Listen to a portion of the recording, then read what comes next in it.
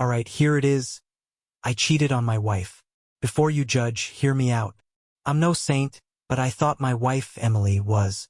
We've been married for 5 years, and she's always been the reliable one, the grounded one. I guess that's why what happened hit me so hard. It started a few weeks ago when Emily's best friend, Sarah, got engaged. The bachelorette party was planned to be epic, and Emily was buzzing with excitement. She kept talking about how they'd rented a party bus, how they were all dressing up, and how they were going to some special place she wouldn't elaborate on. I thought nothing of it. She deserved a fun night out.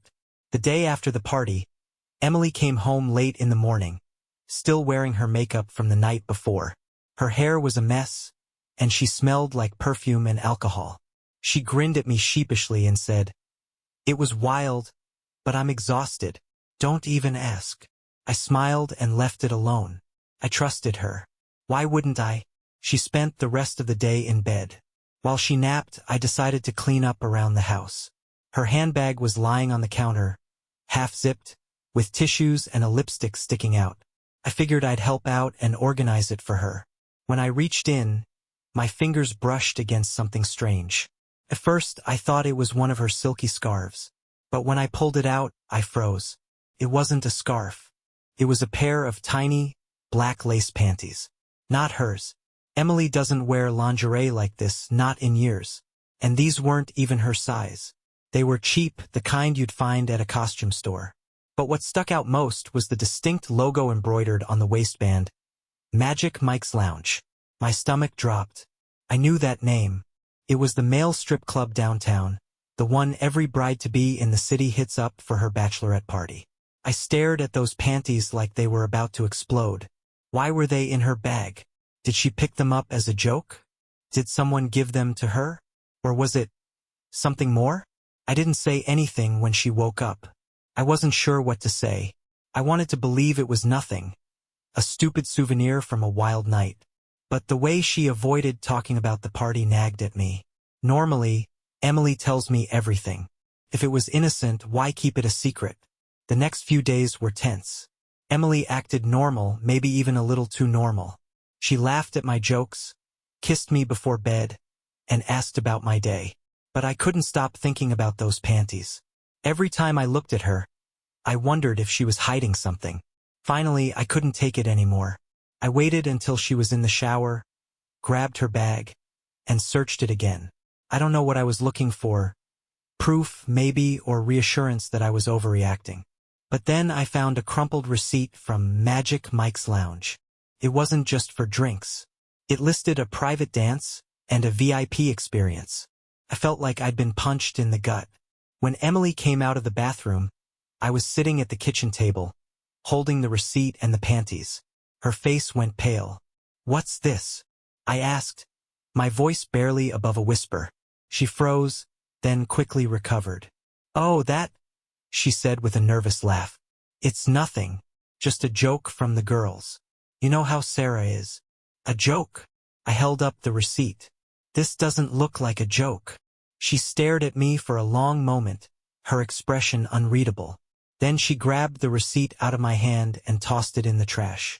"You're making a big deal out of nothing," she snapped. "It was just a fun night. You don't need to overthink it." I wanted to press her, to demand answers, but something in her tone shut me down. She wasn't apologetic. She was defensive. And that scared me. For the next week, things between us felt off. Emily acted like everything was fine, but I couldn't stop replaying that moment in my head. I started noticing little things. How she'd smile at her phone more than usual. How she'd suddenly have plans with friends she rarely saw before. My mind was spiraling, but I didn't know how to confront her without seeming crazy. That's when I decided to join the gym. I told myself it was to burn off stress, but deep down I think I was looking for a distraction. Something to keep me from obsessing over the possibilities. After finding the panties and the receipt, my trust in Emily felt fractured. I didn't confront her again, but the doubt lingered, gnawing at me. I told myself I was overthinking, that maybe I was just jealous of her wild night. Still, I couldn't shake the image of her at that strip club, laughing and drinking, while some guy in tight briefs danced for her. I joined the gym a few days later. I told Emily it was to get back in shape. But really, I needed a way to burn off the tension. It was better than sitting at home, stewing over questions I didn't want to ask. That's where I met Natalie. She was a personal trainer, probably in her late 20s. The first time I saw her, she was coaching someone through a brutal workout. She had this energy about her, confident, vibrant, like she owned the room without even trying. Her laugh carried across the gym, bright and infectious. We first spoke when I struggled with one of the machines. She came over, smiling, and said, "Need some help?" I nodded, embarrassed. "Guess I'm more out of shape than I thought." She laughed. "Don't worry, we've all been there. I'm Natalie, by the way." Over the next few weeks, we started talking more.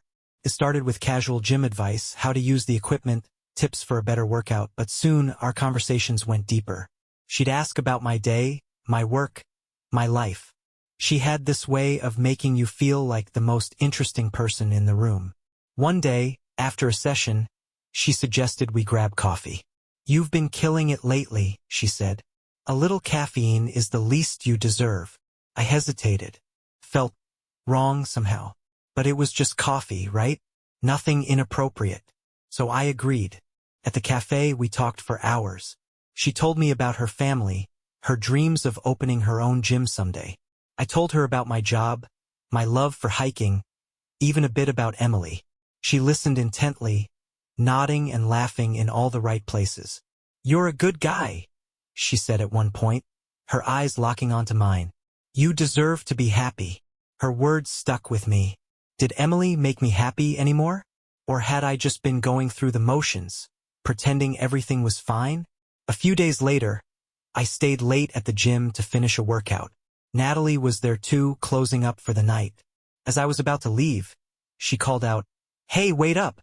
She walked me to my car, the parking lot quiet except for the sound of crickets. We talked about nothing in particular, her favorite movies, my worst gym fails. But then, out of nowhere, she stopped walking and turned to me. "You're different," she said softly. "Different how?" I asked, my heart racing. She smiled. "In a good way. Most guys I meet, they're all about themselves. But you actually care. It's rare." I didn't know what to say. Her words made me feel seen, like I mattered. Then she did something that caught me completely off guard. She reached out and touched my arm. It wasn't much, just a light brush of her fingers. But it was enough to make my pulse quicken. I should have stepped back, said goodnight, and driven home.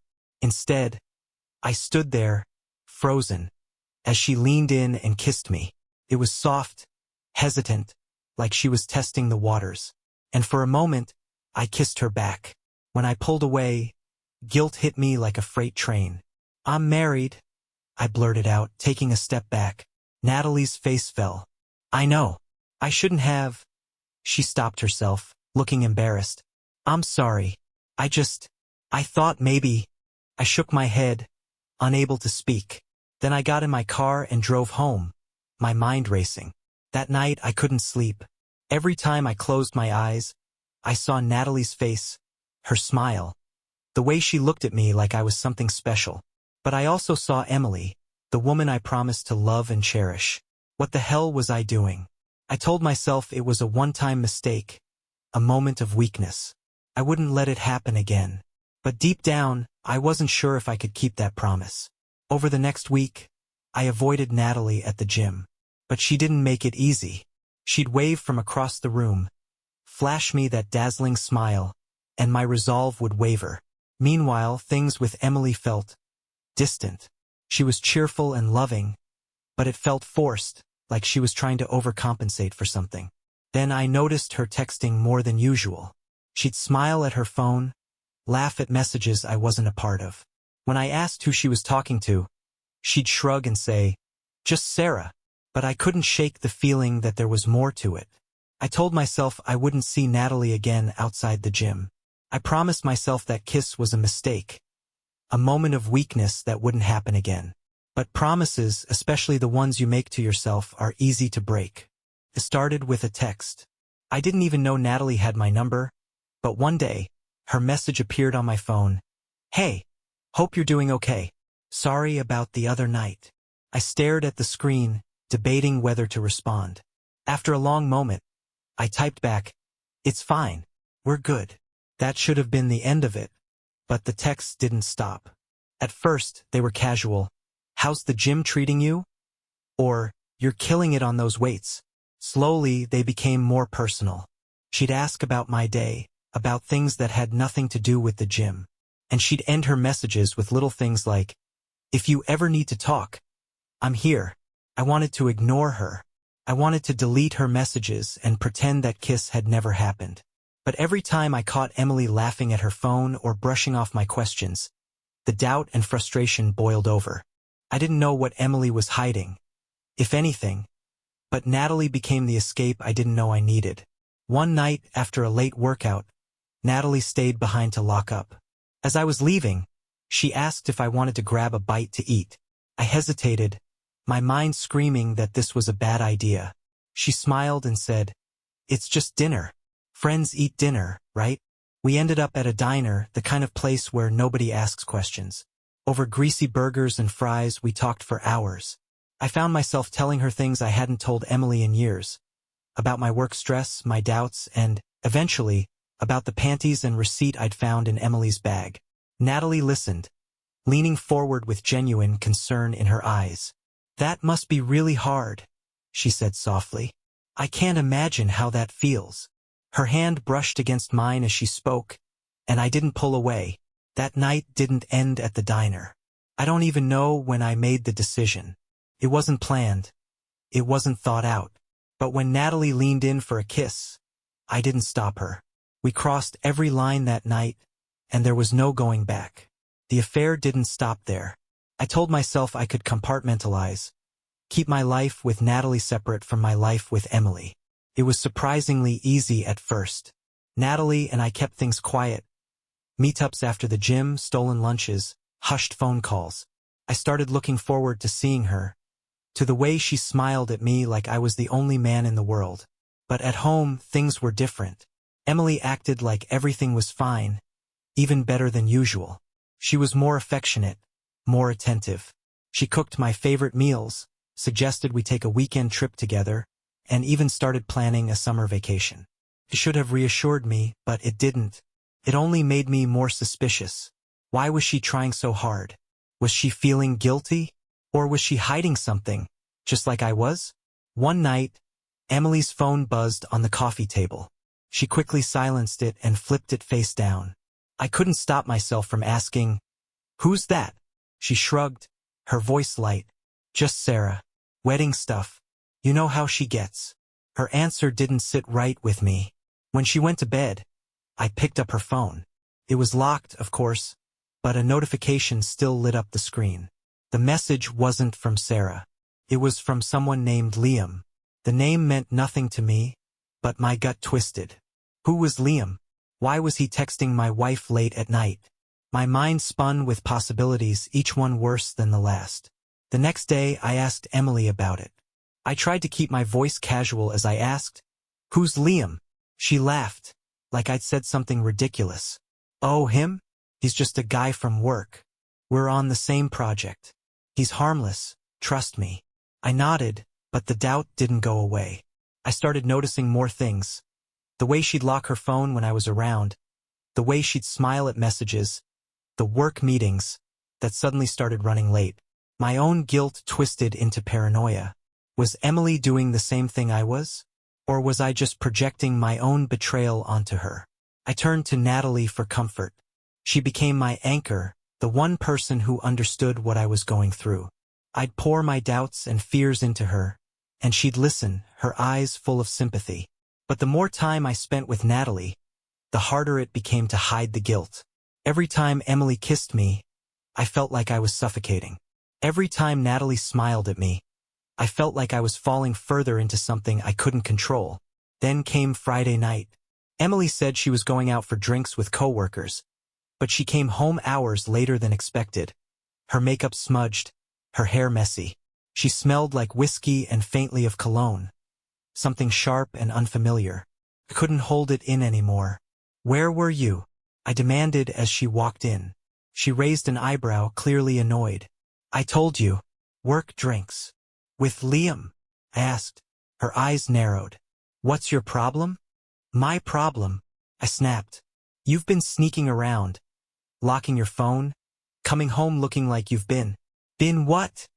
She interrupted, her voice rising. Say it. You think I'm cheating on you? The accusation hung in the air, sharp and heavy. I stared at her, my mouth dry, unable to speak. She laughed bitterly. You're unbelievable. I've been working my ass off, and you're sitting here accusing me of God knows what. She stormed off, slamming the bedroom door behind her. I stood there in the silence, unsure of what to think.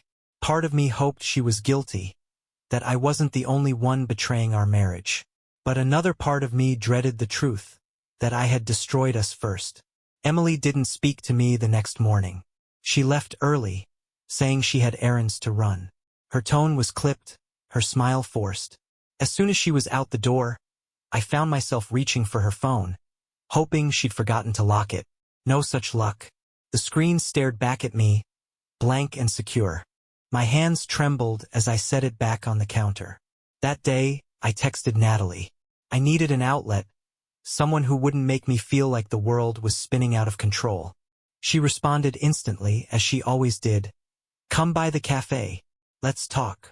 I found her in our usual booth, sipping on a latte.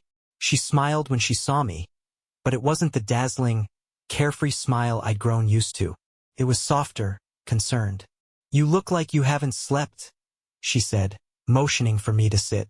I haven't, I admitted. Emily and I had a fight. She knows something's up. I can feel it. Natalie reached across the table, resting her hand on mine. You don't have to go through this alone. You've got me. Her words should have comforted me, but instead, they made my chest tighten. This wasn't the life I wanted. I wasn't the man I wanted to be.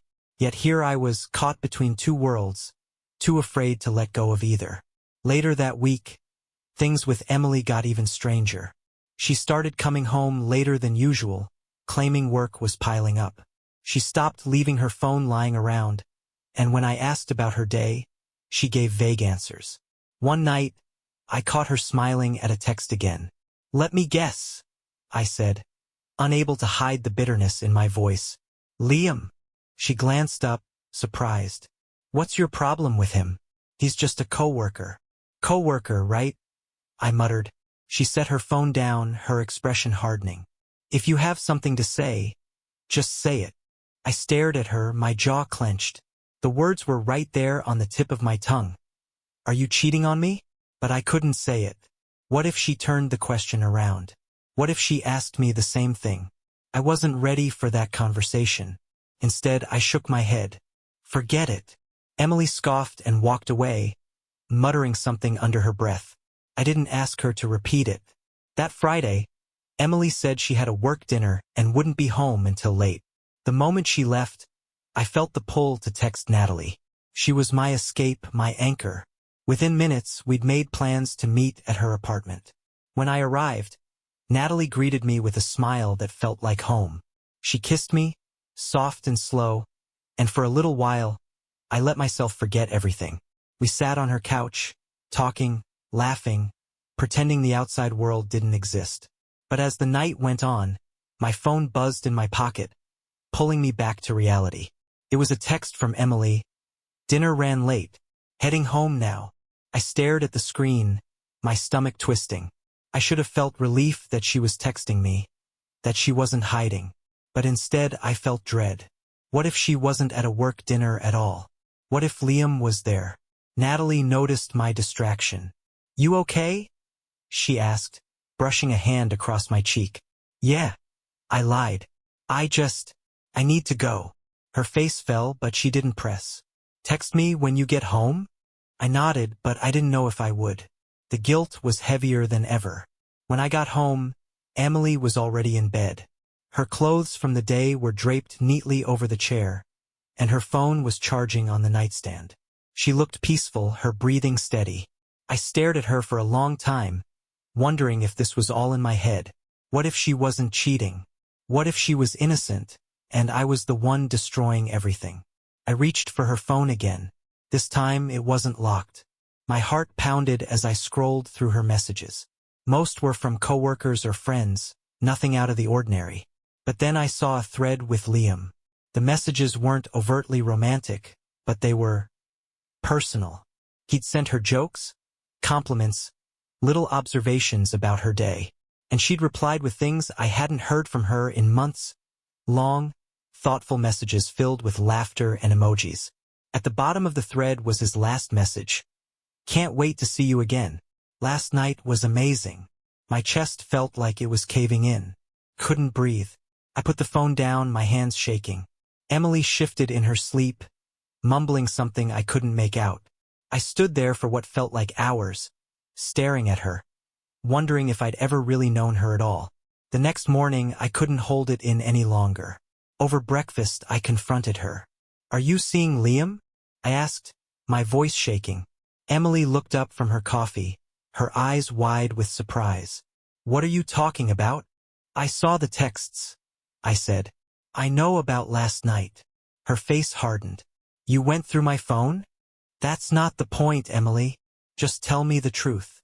She set her mug down, her jaw clenched. "Fine. Yes, Liam and I had dinner. But it wasn't what you think. We're friends. That's it. Friends." I laughed bitterly. "Friends don't send texts like that." Emily stood up, her chair scraping loudly against the floor. "You want to talk about texts? You've been distant for months. You're always at the gym, always on your phone. Don't turn this around on me." The accusation caught me off guard. Did she know? Was she testing me? I opened my mouth to respond, but nothing came out. "You're not perfect either," she said, her voice cold. "So before you start throwing accusations, maybe take a look at yourself." She grabbed her bag and stormed out, leaving me alone with my guilt and anger. Emily didn't come home until late that night. When she finally walked through the door, she didn't say a word to me. She went straight to the bedroom, her movements brisk, almost robotic. I heard the closet door slam, the muffled sound of hangers being yanked off the rod. When I walked in, she was packing a bag. "Where are you going?" I asked, my voice low, though my heart was pounding. She didn't look at me. "I'm staying at Sarah's for a few days. I need space." I stepped closer, my chest tightening. "Emily, we need to talk about this." She froze, her back to me. "You want to talk? Fine. Let's talk about why you've been sneaking around. About why you barely look at me anymore. About why it feels like I'm living with a stranger." Her words hit me like a slap. I opened my mouth to defend myself, but the guilt in my chest felt too heavy. She turned around then, her eyes red, her expression unreadable. "I saw the gym bag," she said quietly. "Your receipt. The one from that dinner." My stomach dropped. She knew.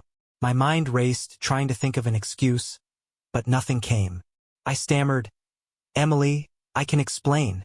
"Don't bother," she interrupted, her voice shaking. "I know. About her. About you. About everything." I stared at her, my heart pounding. "How long have you known?"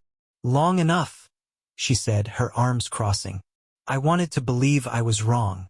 I told myself you'd never do something like this. But you did. The room was silent except for the faint sound of her uneven breathing. She looked at me, her eyes brimming with tears. But there was something else there too. Anger. "I was lonely," I said finally, the words spilling out before I could stop them. "You've been so distant. You went to that strip club and then I found those panties and that receipt. You wouldn't talk to me about it. And She laughed bitterly, cutting me off. "You're blaming this on me? Seriously. That's not what I mean," I said quickly, though I wasn't sure if it was true. I didn't know what to think. And then Natalie was there, and I felt like what?" she snapped, stepping closer. "Like you had an excuse to cheat?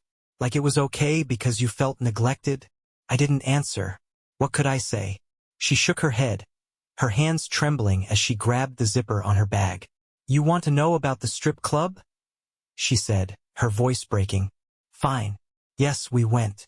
Yes, it was wild. And yes, one of the guys gave me those panties. But I didn't cheat on you. I didn't betray you. Emily? I started, but she wasn't done. And Liam? She continued, her tone rising. He's just a friend. He's been helping me with the project from hell at work. That's it. But you couldn't trust me. You didn't even ask me. You just decided to screw someone else instead. Her words hit harder than I expected. I'd convinced myself she was hiding something, that her behavior justified my own. But now, faced with the raw truth, I felt sick. I'd spent so much time looking for her guilt, I hadn't stopped to think about my own. I'm sorry, I whispered, though the words felt meaningless. Sorry doesn't fix this, she said, her voice cracking. You broke us. She zipped her bag, slinging it over her shoulder. As she walked past me, she stopped in the doorway, her back to me. You want to know the worst part? She said quietly. I thought I was the problem. I thought I wasn't enough for you anymore. I spent months blaming myself, trying to fix things. But it was you. Her words hung in the air long after the door closed behind her. I sat down on the edge of the bed, my head in my hands, replaying every moment that had led to this. The strip club, the panties, Natalie. It all felt so insignificant now compared to the weight of what I'd done. For the next few days, the house was unbearably quiet. Emily didn't call or text, and I didn't try to reach out. I didn't know what to say. I spent most of my time at work or at the gym, though I avoided Natalie. Just seeing her name on my phone made my stomach churn. Finally, on a Thursday night, Emily came home. She wasn't carrying her bag, and she didn't say anything as she walked into the kitchen. I followed her, unsure of what to expect. I'm not here to forgive you, she said, her voice calm but distant. Not yet. Maybe not ever. I nodded, swallowing the lump in my throat. But I wanted to hear it from you, she continued. Why? Why her? Why now? I took a deep breath, trying to find the right words. I felt invisible. You were always on your phone, always busy, and I felt like I didn't matter anymore. Natalie made me feel seen. Emily stared at me for a long time, her expression unreadable. Do you love her? No, I said immediately. It wasn't about love. It was a mistake. She looked away, her hands gripping the edge of the counter. A mistake is forgetting an anniversary or saying the wrong thing in an argument. This was a choice. I know, I said, my voice barely above a whisper. I know I hurt you, and if I could take it back, I would. But you can't, she said simply. We stood in silence, the weight of everything between us too heavy to carry. Finally, she turned to leave. Before she reached the hallway, she paused. I don't know if I can do this anymore, she said quietly, but I'll let you know when I figure it out. She walked away, leaving me alone in the quiet house once again. Months later, Emily and I are still separated. She's been seeing a therapist, trying to sort through the mess I created. I started going to therapy too, not just for the affair but for the cracks in myself I ignored for years. Natalie, she's out of my life. I haven't spoken to her since the day Emily confronted me. I don't know if Emily and I will ever fix this. Some days I think we might. Other days I think it's too late. But for now, I'm taking things one day at a time, hoping that somehow I can learn to be better. Whether she takes me back or not, it's the least I owe her.